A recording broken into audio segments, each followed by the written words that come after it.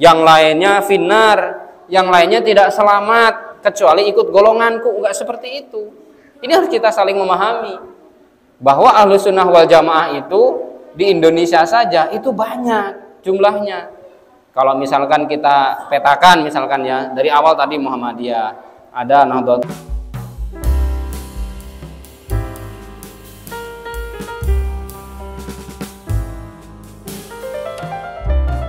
Bismillahirrahmanirrahim. Assalamualaikum warahmatullahi wabarakatuh.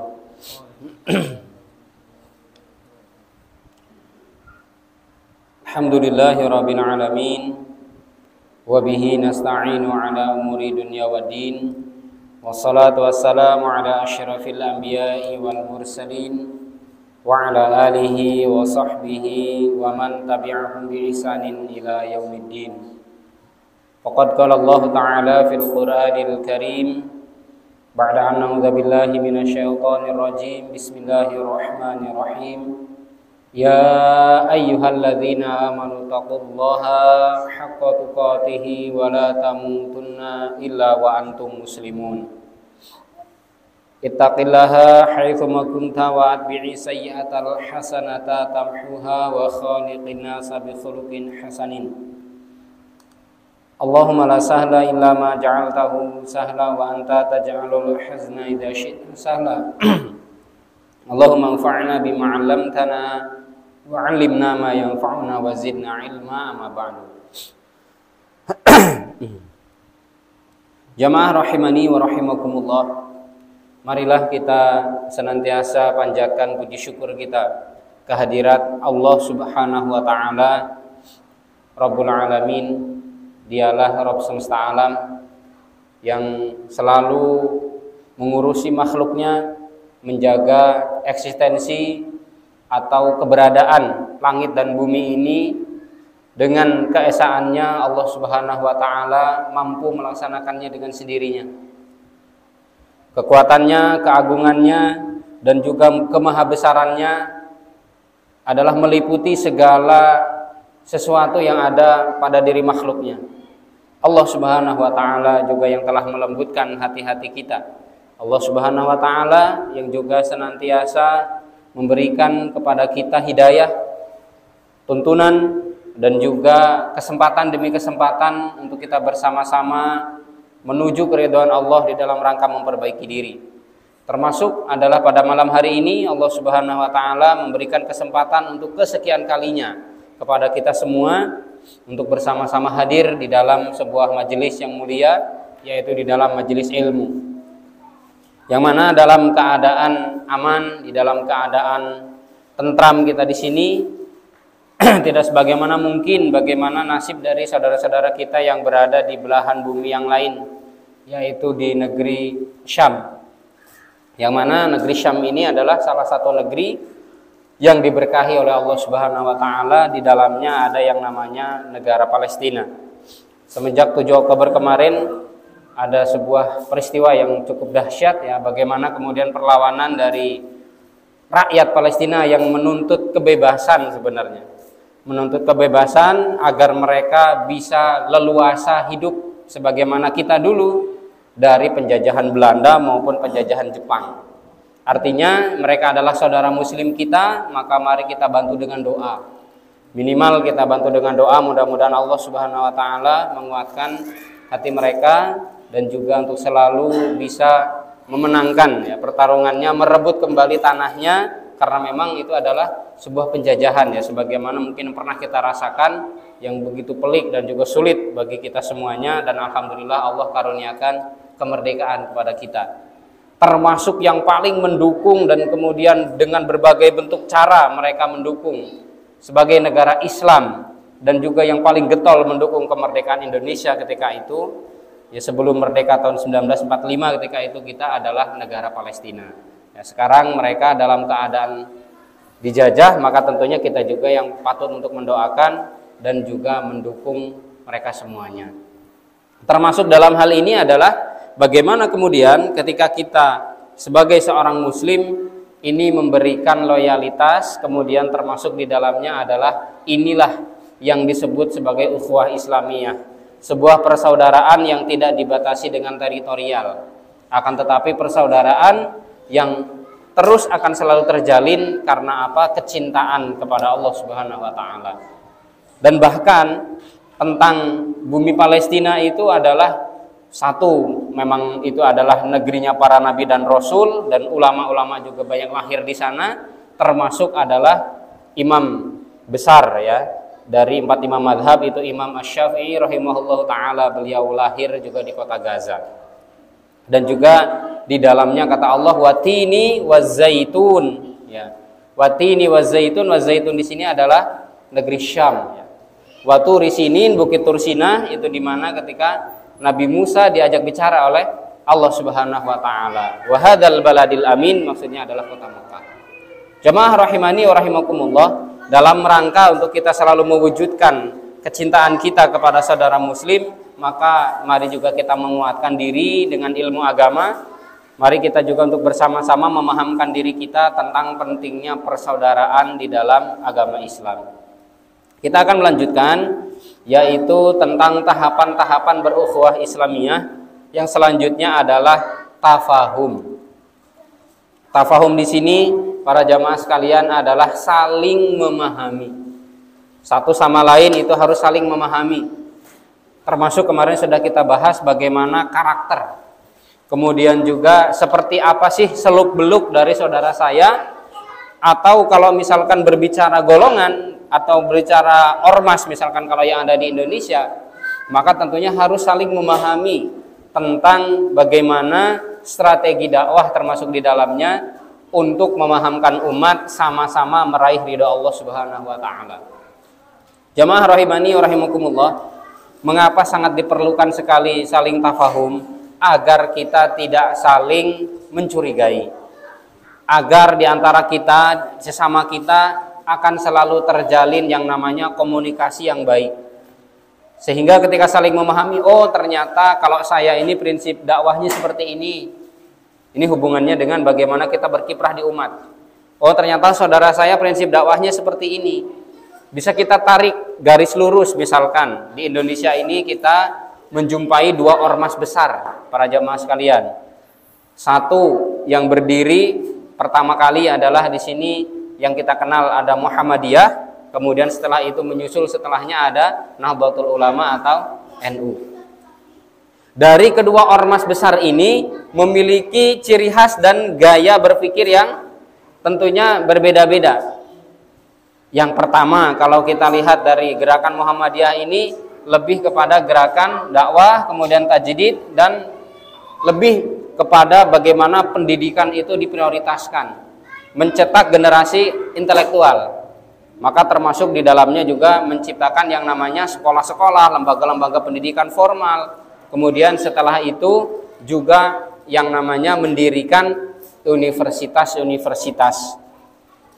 Dan ini juga tidak dihilangkan dari jasa-jasanya untuk selalu menjaga umat ini dari ketergelinciran. Nahdlatul Ulama, kita lihat bagaimana dengan cerminan kiai-kiainya.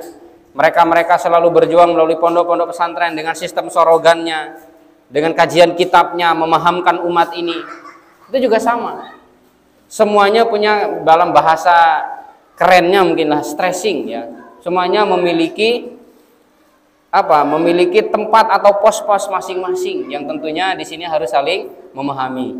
Yang A tadi dengan bergerak dan pendidikan, kemudian yang B ini dengan dakwah, yaitu dengan melalui pondok-pondok pesantren. Kemudian kalaupun mungkin ya sekarang juga untuk Muhammadiyah juga banyak pondok pesantrennya ya. Tetapi memang lebih banyak bergerak di bidang dakwah sosial, kemudian termasuk di dalamnya adalah ya tajdid amar ma'ruf nahi mungkar melalui lembaga-lembaga pendidikan formal. Jadi dua-duanya sangat berperan penting. Dua-duanya berperan aktif di dalam mencerdaskan kehidupan bangsa ini agar din Islam, agar din Allah Subhanahu wa taala senantiasa lestari dan terjaga di muka bumi ini, khususnya adalah di bumi Indonesia. Maka tentunya kita semua sebagai kaum muslimin juga patut untuk bersama-sama kita merapatkan barisan, saling memahami satu sama lain. Jamaah rahimani wa rahimakumullah, ada prinsip-prinsip yang perlu kita pegang di dalam saling memahami, di dalam saling pengertian di antara kita. maka ada prinsip-prinsip yang perlu kita pegang. Yang pertama, jamaah rahimani wa rahimakumullah, adalah berpegang teguh dengan Allah. Maksudnya di sini adalah menjadikan Allah tempat kembali dari segala bentuk persoalan, dari segala bentuk permasalahan apapun, sehingga semuanya akan kembali kepada Al-Quran. Kemudian yang kedua adalah kepada sunnah Nabi Shallallahu Alaihi Wasallam yang dikaji, yang kemudian dijadikan sebuah produk hukum dan kemudian final, yaitu oleh para alim ulama kita. Karena apa? Tanpa kita berpegang kepada Al-Quran, artinya kepada Allah adalah kepada Al-Quran, kemudian kepada Nabi Shallallahu Alaihi Wasallam dengan sunnah-sunnahnya, pasti akan menemui jalan buntu, atau bahkan mungkin pertikaian demi pertikaian tidak mungkin bisa dihindarkan. Karena apa? Kullu ra'sin ra'yun. Ini yang perlu kita pegang. Setiap kepala punya pemikiran masing-masing. Antara kita saja dengan lingkup kecil seperti ini, dari jamaah pengajian saja, itu beda-beda. Ada yang minta ketika snack pengajian itu, saya pengennya teh hangat. Yang satunya ternyata minum teh hangat nggak bisa karena kencing manis. Mintanya air bening yang hangat. Air bening hangat ternyata mungkin misalkan dia juga kurang suka, senangnya kopi biar nggak ngantuk. Nah itu beda. Tapi ketika dikembalikan kepada Allah Subhanahu Wa Taala dan Rasulnya, maka qanaah dengan tripanca misalkan, minimal seperti itu kan. Nah, maka setiap kita berukhuwah Islamiyah, agar kita saling memahami, saling tafahum satu sama lain, termasuk di dalamnya kita juga harus berpegang erat dengan yang namanya Al-Quran dan sunnah Nabi Shallallahu Alaihi Wasallam yang betul-betul dipraktekannya. Artinya yang sudah dipraktekkan oleh para ulama salafus sholih. Jadi jangan agak asing dengan bahasa salafus sholih. Kalau kita berujuk kepada dua golongan tadi ya, kedua ormas besar tadi, Muhammadiyah mengenal salafus sholih, kemudian NU juga mengenal salafus sholih. Yang tidak mengenal berarti kurang ngaji, intinya gitu aja sebenarnya. Yang tidak mengenal bahasa salafus sholih berarti sebenarnya nggak ngaji. Karena apa? Seolah-olah kalau itu berarti ada pendakunya sendiri. Kelompok A misalkan ngaku-ngaku salafus sholih. Enggak seperti itu. Semuanya juga merujuk kepada bagaimana mereka ini salafus sholih di dalam mengamalkan ajaran Islam. Bahkan kalau kita melihat ya, kalau kita misalkan berdiskusi dengan pondok-pondok dari Nahdlatul Ulama misalkan, mereka terkenal dengan pondok salafiyah. Maksudnya pondok salafiyah itu apa? Yaitu merujuk kepada pemahaman salafus sholih maksudnya.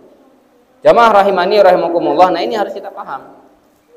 Maka berpegang kepada salafus sholih itu adalah kunci utama persatuan.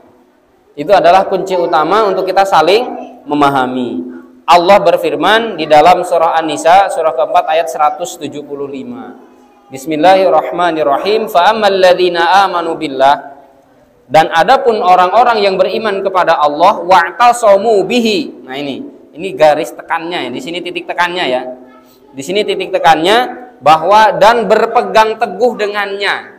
Berpegang teguh dengan apa yang diturunkan oleh Allah Subhanahu wa taala. Fasayudkhiluhum fi rahmatin minhu wa fadl. Maka akan dimasukkan oleh Allah Subhanahu wa taala ke dalam rahmat Allah Subhanahu wa taala.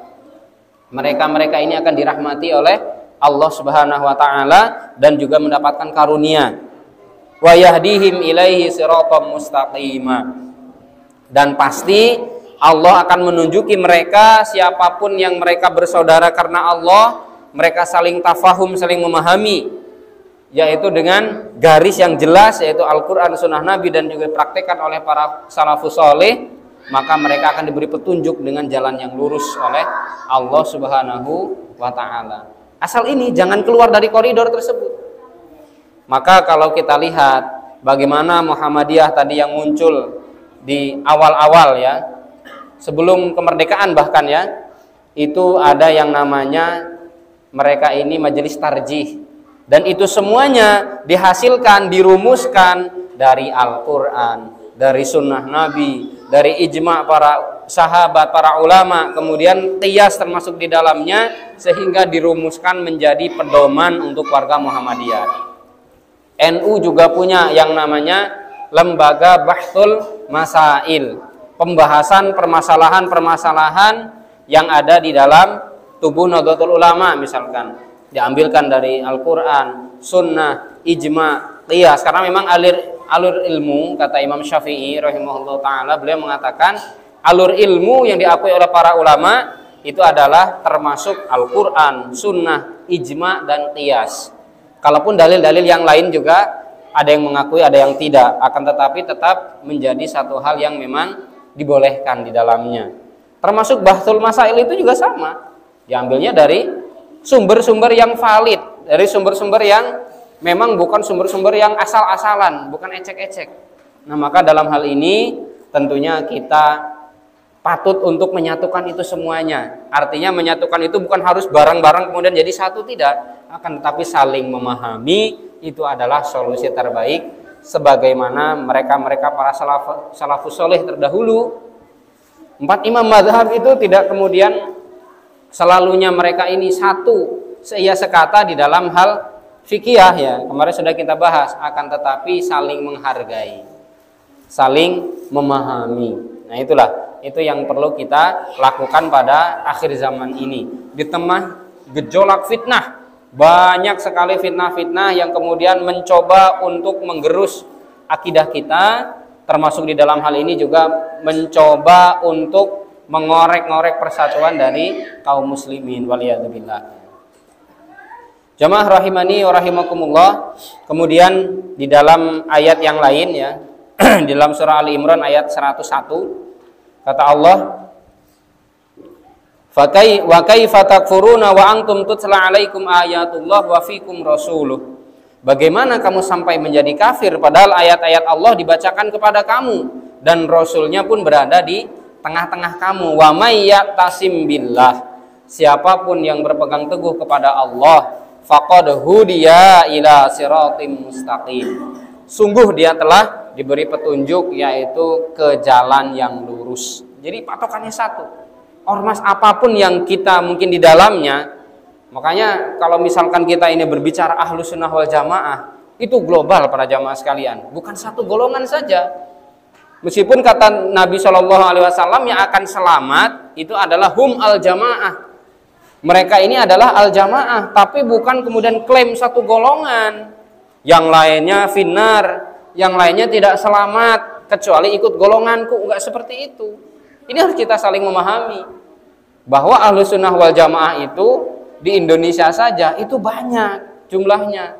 Kalau misalkan kita petakan misalkan ya, dari awal tadi Muhammadiyah, ada Nahdlatul Ulama, ada Persis, ada Jamaah Tabligh, ada Ikhwanul Muslimin, atau kalau di partai dakwahnya PKS itu ya. Kemudian ada Wahdah Islamiyah, ini juga saya temui ketika di Kalimantan, banyak Wahdah Islamiyah di sana. Ada Hidayatullah, bahkan pusatnya di Gunung Tembak di Balikpapan.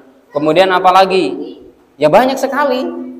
Mungkin bisa dikatakan lebih dari 10. Ada Dewan Dakwah Islamiyah, kemudian yang lain. Itu adalah semuanya Ahlus Sunnah wal Jamaah, dalam satu akidah yang namanya Ahlus Sunnah wal Jamaah.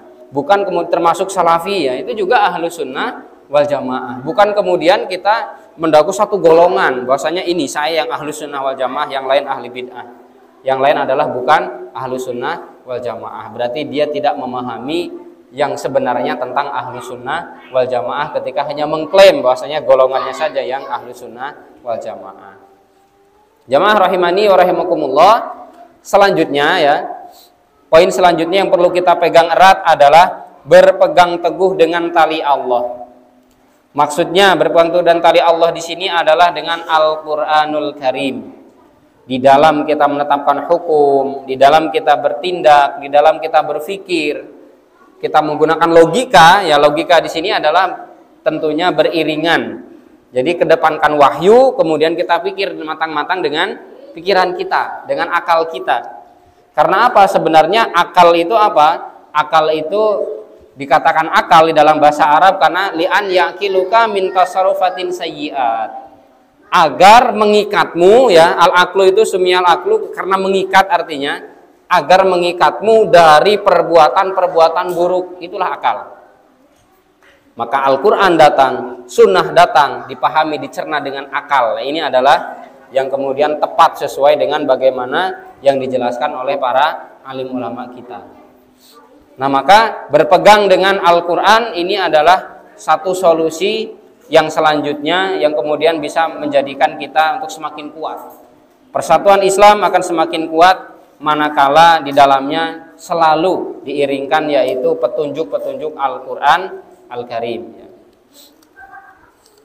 Jamaah rahimani wa rahimakumullah, karena kalau kemudian kita ini tanpa bersandar kepada Al-Quran, kira-kira akan seperti apa kehidupan manusia?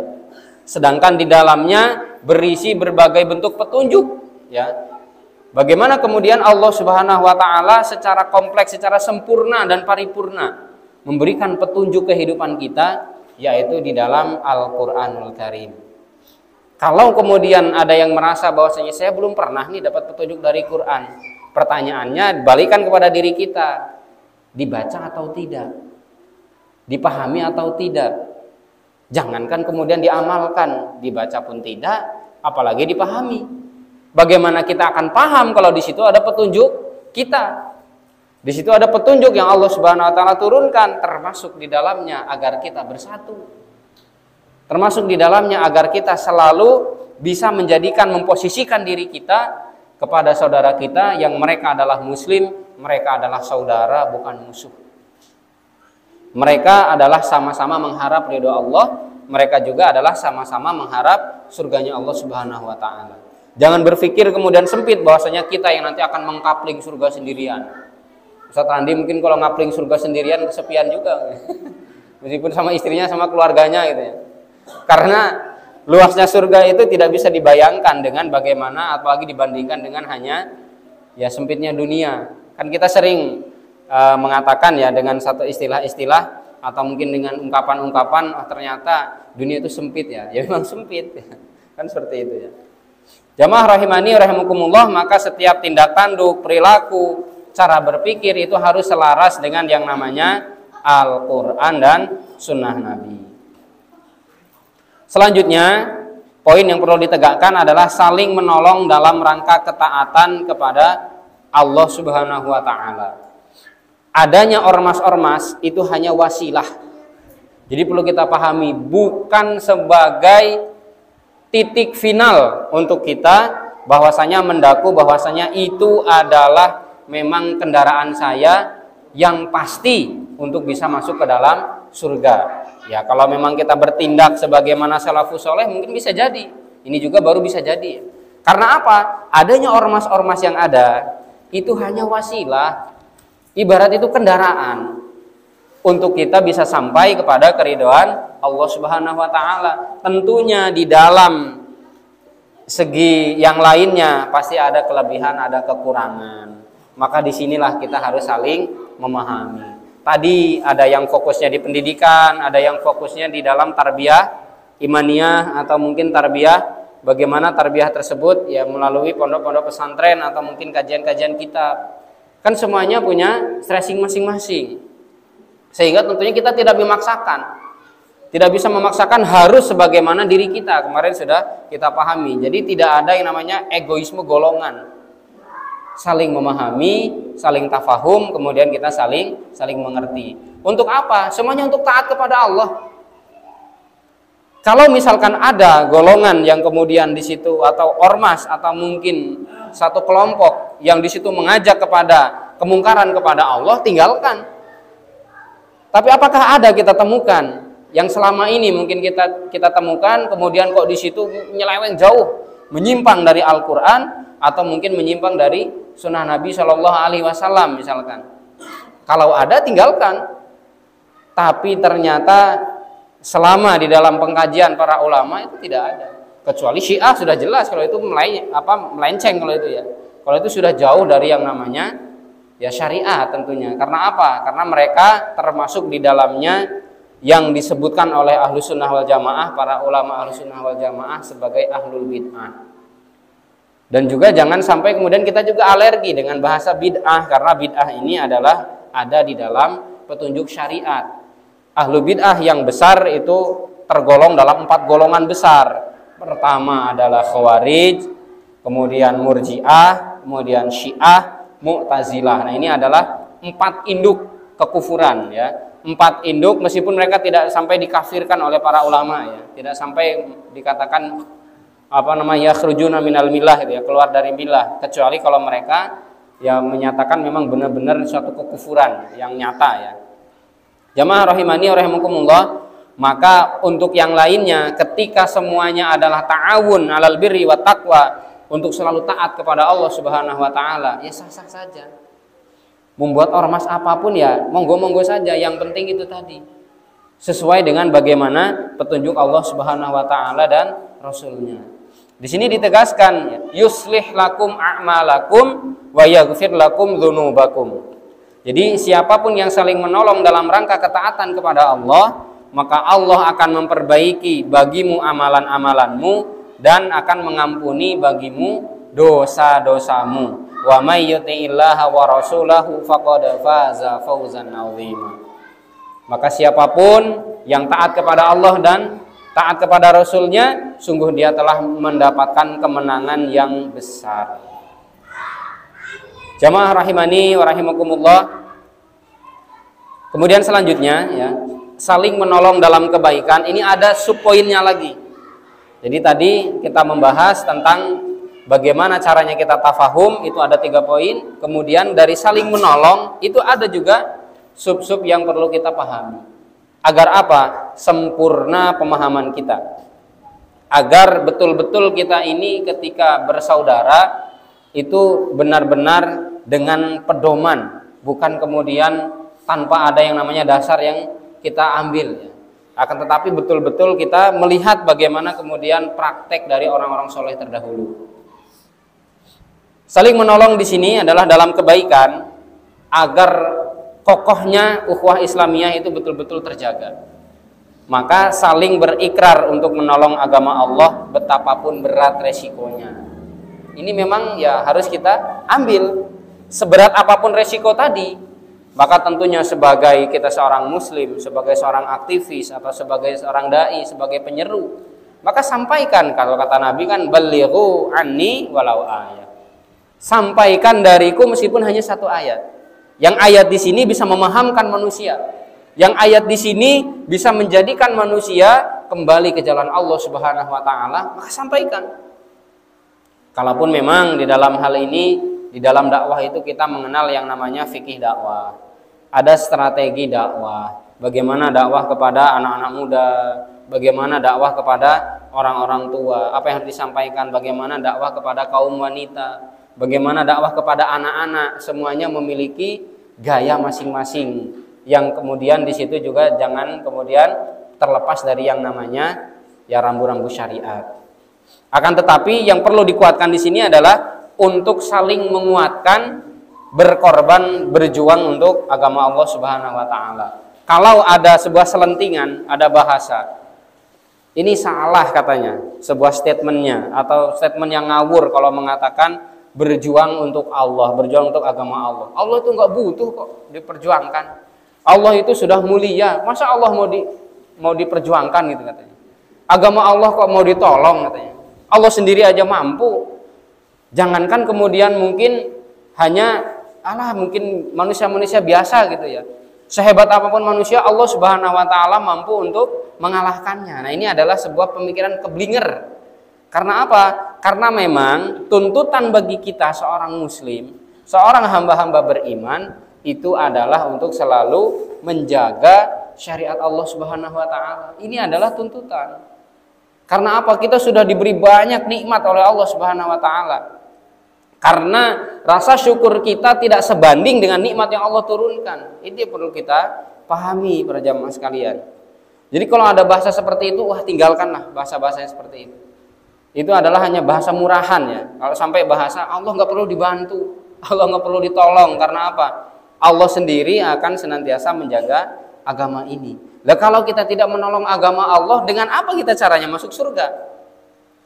Dengan apa harapan-harapan besar kita untuk mendapatkan kemuliaan jannahnya Allah Subhanahu wa taala kalau bukan dengan selalu membela agama Allah Subhanahu wa taala, yang di situ kata Allah in tansurullah yansurkum wa yutsabbit aqdamakum dalam surat Muhammad ayat yang ke-7. Kalau kalian menolong agama Allah, ini Allah yang mengatakan kok, bukan kemudian asal-asalan. Nah, ini salah satu watak-watak liberal seperti itu ya. Jadi kata Allah, kalau kalian ini menolong agama Allah, yang surkum, Allah juga akan menolong kalian, wa yutsabbit aqdamakum, dan juga akan meneguhkan langkah kaki kalian, akan meneguhkan pendirian kalian atau akan mengistiqomahkan kalian di atas kebenaran. Jamaah rahimani wa rahimakumullah. Kemudian terakhir ya, yang selanjutnya, saling berupaya menghindari dan menghilangkan sebab-sebab yang bisa menumbuhkan kebencian dan perpecahan. Terkadang kita ini ributnya mesti kalau mau Ramadan, mau 1 Syawal, atau mau Zulhijjah. Padahal sebenarnya ya, 2 ormas besar ini, ketua-ketuanya atau tetua-tetuanya, para seniornya, ulama-ulama besar di atas, itu saling ridho mereka itu. Mereka itu saling menghargai, monggo itu adalah ijtihad jenengan, yang ini adalah ijtihad kami. Selesai. Yang repot, yang kemudian itu suka cekcok, itu adalah orang-orang yang terkadang juga tidak paham tentang seluk-beluk agama. Tidak paham tentang agama, bicara agama. Nah, ini adalah yang sangat memprihatinkan. Maka sebenarnya kalau ingin berbicara agama, tentunya ya harus kita ngaji agama, bukan asal-asalan keluar hanya dari pikiran saja. Jamaah rahimani rahimakumullah, karena apa? Menghindari perpecahan ini akan mengokohkan dari persatuan kita. Karena perselisihan ini adalah bagian, atau perpecahan itu adalah bagian dari rayap-rayap ukhuwah yang akan terus menggerogoti sedikit demi sedikit, sedikit demi sedikit, sehingga akhirnya ada kesenjangan. Ada kesenjangan, kalau sudah renggang nanti akhirnya bisa saling tuduh, bisa saling membelakangi, kemudian juga ada keluar muncul statement-statement yang ngawur, yang semuanya itu dibumbui oleh setan dan bala tentaranya. Waliyadzubillah, wallahu a'lam bishawab. Jamaah rahimani rahimakumullah, inilah tahapan-tahapan ya untuk kita berukhuwah Islamiyah, baru sampai kepada tafahum ya, saling memahami. Maka jadilah muslim yang bersaudara, jadilah muslim yang saling memahami untuk membesarkan din Allah Subhanahu wa taala. Tujuan kita tiada lain dan tiada bukan ridho Allah Subhanahu wa taala. Mau sehebat apapun ego kita, mau sekuat apapun pendirian kita, dengan apa yang menjadi ego di dalam diri kita, tentunya kita semuanya akan terkalahkan dengan yang namanya ridho Allah Subhanahu wa taala.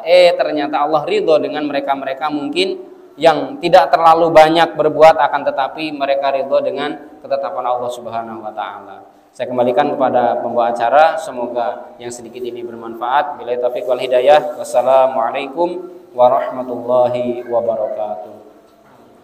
هبت كالريح كالريح كالريح قوية، جبت كالنار كالنار كالنار مضية.